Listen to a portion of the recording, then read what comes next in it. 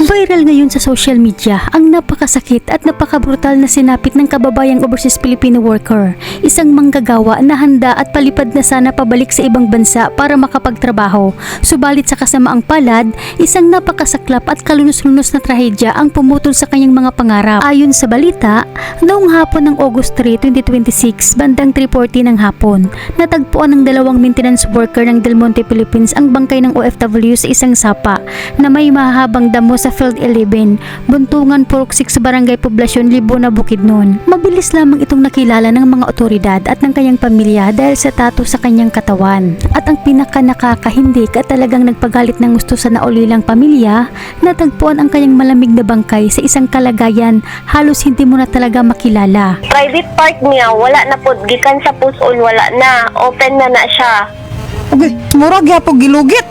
Naay makita sa iyahang kaning at sa iyang ulo na dako nga lagom. Agoy, Ginoo. Ayon sa mismong salaysay ng kapatid, hindi lang basta pinatay ang biktima dahil nilapas tanganan at ginawan pa ito ng matinding kababuyan. Dahil nang makita nila ang OFW ay wala na itong mukha, wala ng mata, wala ng bibig, wala ng ilong at buhok, tinanggalan din ng dibdib at tila hindi pa nakontento ang salarin sa kanyang ginawa dahil pati ang puso nito winakwak, pati ang binti pinutol at maging ang mismong ari ng ating kababayang OFW ay tinanggal din at nilapas tanganan at hindi pa rin nakontento dahil pati ang mga daliri ng OFW ay pinutol.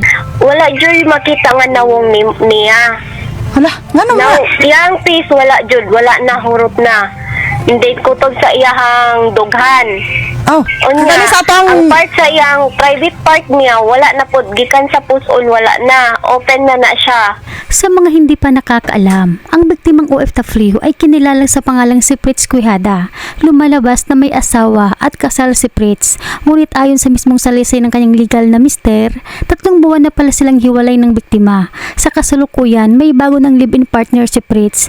Ang bagong ka-live-in partner nito, ito ang siyang itinuturo ngayon ng pangunahing utak sa likod ng karumal-dumal at nakapangingilabot na pagkamatay ng ating kabayan. Narito pakinggan natin ang buong video.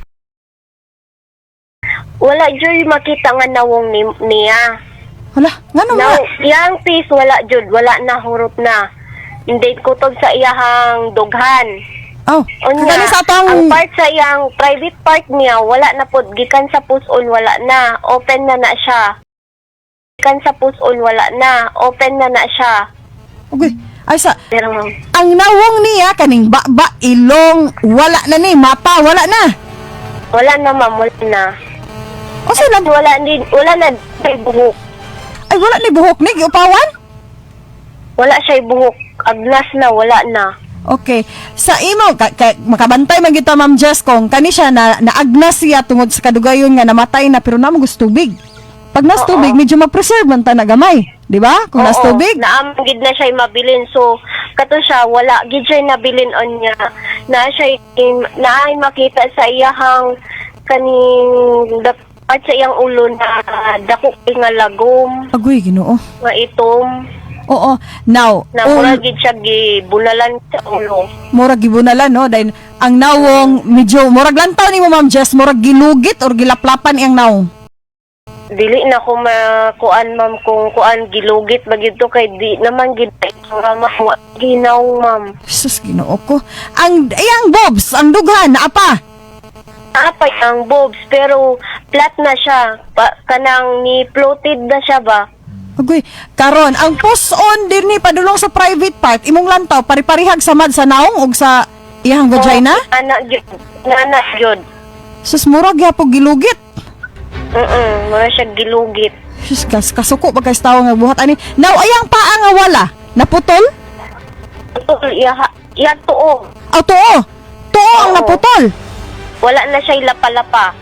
Eh, Bali putol as in. gikan diri sa paa.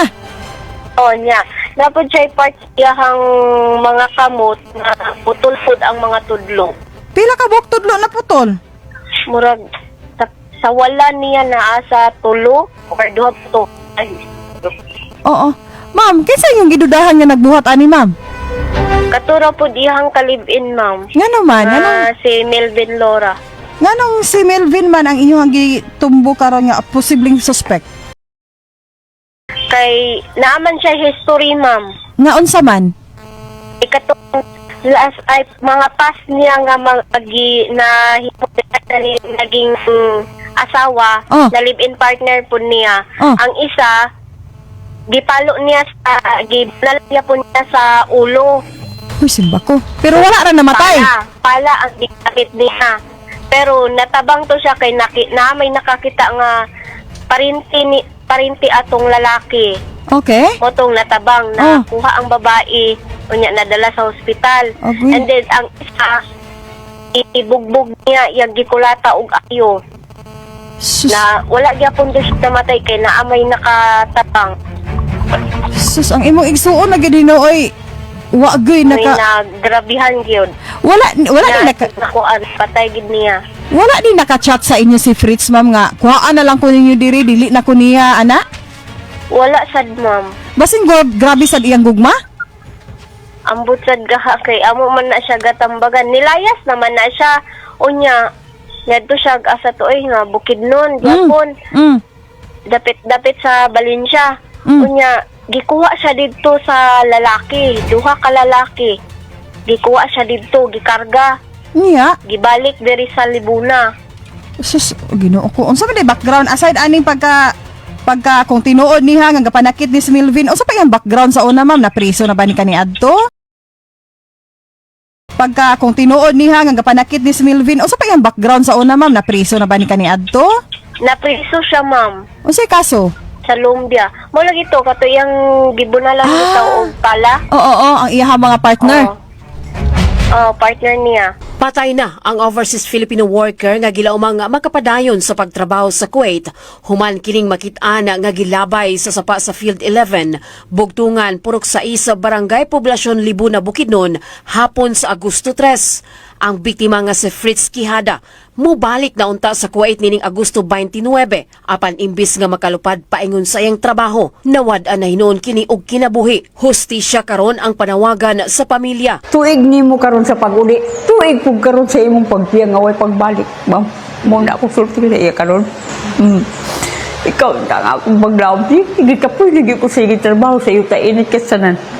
Gisaysay ni Ronia Quijada nga kapin usa ka bulan silang wala magkita sa iyang anak hangtod nga mibalik na kini ngadto sa iyang unang live-in partner sa Malaybalay City, Bukidnon. Wala siya magdahom nga mauna di ay kato ang katapusang higayon nga buhi pa nila kining makita.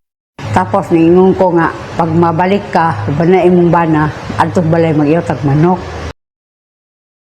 Hantod na hantod, wala siya nakaabot. Matod ni Romel Lozano, unang live-in partner sa biktima, duha ka lalaki nga sakay sa motorsiklo ang miabot og mikuha kang Fritz. Gisulayan pa niyang pugngan ang biktima sa pag-uban sa mga lalaki.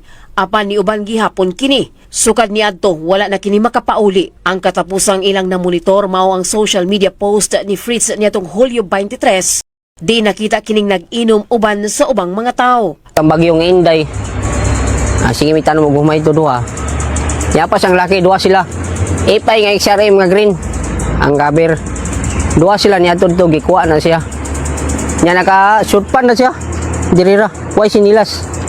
Alapo, kay gikan may nagtanong sa umay. Kaya ang ingon sa laki nga, iya lagi daw ang asawa. Siyempre, ako nagsulod ko kay gabi naman, ngit-ngit naman. Pero ang yang singgit sa ko, ang ngit, balik ka na ko ngit. Kay ako sa silang ihatod. 12 kaadlaw human sa pagkawala sa biktima, nasayran na lamang sa pamilya nga adunay lawas sa usa ka babay nga gilabay sa sapa sa Pinyahan sa Libuna. Human sa pagpaila, ilang nakumpirmar nga si Fritz Quijada ang maong biktima.